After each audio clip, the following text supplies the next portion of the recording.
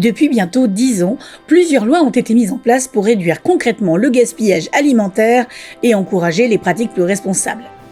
Tout commence avec la loi du 17 août 2015 qui impose aux cantines publiques de mettre en place une démarche anti-gaspillage.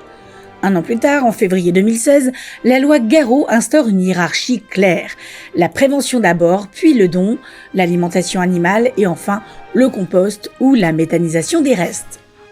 Cette loi interdit aussi la destruction d'aliments consommables et oblige les grandes surfaces à signer des conventions de dons avec des associations caritatives. Il y a ensuite la loi très connue, Egalim de 2018, qui introduit l'obligation pour les restaurants de proposer le fameux gourmet bag, l'équivalent français du doggy bag, pour lutter contre le gaspillage dans la restauration commerciale. Mais ce n'est pas tout. En février 2020, la loi AGEC, anti-gaspillage pour une économie circulaire, est venue renforcer ces mesures.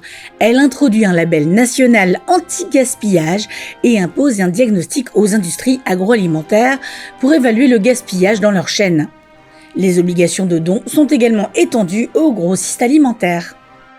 Et enfin, il y a eu la loi Climat et Résilience du 22 août 2021 qui propose des expérimentations pour réduire le gaspillage en restauration collective, comme la réservation des repas à l'avance. En France, en 2022, on a produit environ 9,4 millions de tonnes de déchets alimentaires.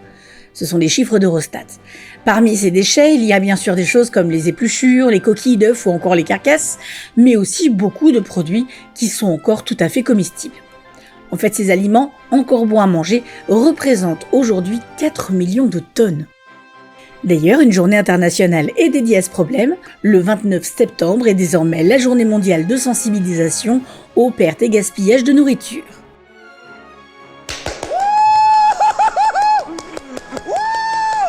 C'est mortel!